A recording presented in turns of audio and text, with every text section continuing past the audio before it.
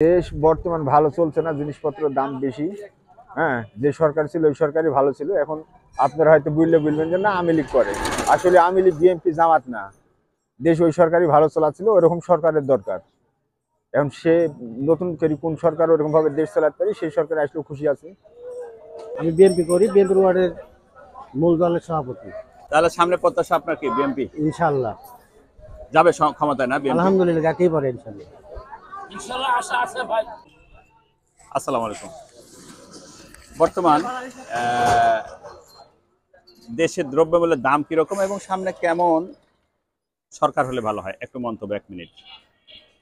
মন্তব্য আর কি করবো ভাই, জিনিসপাতির তো দাম আলুর দামই তো সব শেষ করে দিয়েছে, সারা বাংলাদেশ তাণ্ডবলীলা ঘটাই দিয়েছে। কারণ সামনের দিনে কি হবে আর কি কিরকম সরকার দেখছি আর কিরকম সরকার দেখবো। প্রত্যাশা কাকে সরকার হিসাবে? সরকার হিসাবে আমার মন্তব্য নাই, কে হবে কে হবে না এগুলার কোনো মন্তব্য করি না আমরা। তারপর একটা প্রত্যাশা তো আছে না? তারপরে প্রত্যাশা তো থাকতেই পারে, মানুষের জামাত, যাই ভালো বিএনপি, করবে তাই আসবে। কাকে চাচ্ছেন তিনটার মধ্যে, না নতুন মুখ? নতুন মুখ আসলে আসতে পারে, তিনটার মধ্যে দেশে একজন ভালো যাই এক করবে তাই আসতে পারে। আপনার প্রত্যাশা কাকে নেই? আমার প্রত্যাশা আওয়ামী লীগের কাছে। আওয়ামী লীগকে চাচ্ছেন আপনি? হ্যাঁ, ভালো একটা সেই গভর্নমেন্ট, শেখ হাসিনা বাদ চলে গেছে বিদায়, নতুন কেউ আসলে তাই আসুক। প্রধানমন্ত্রী পদে যে কেউ আসতে পারে? যে কেউ আসতে পারে, সমস্যা। আপনার দৃষ্টিতে এই মুহূর্তে দেশ কেমন আছে?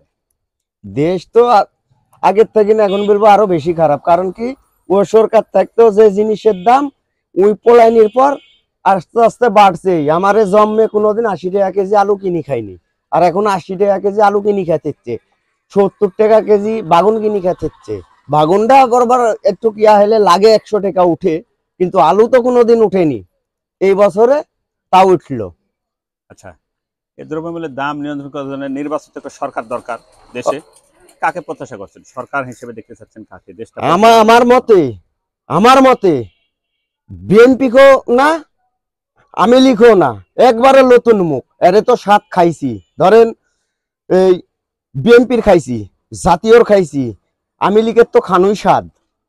একবারে নতুন মুখ তুলতে হবে, যেন নতুন মুখ কি করে একবার দেখার দরকার বাংলার লোকের।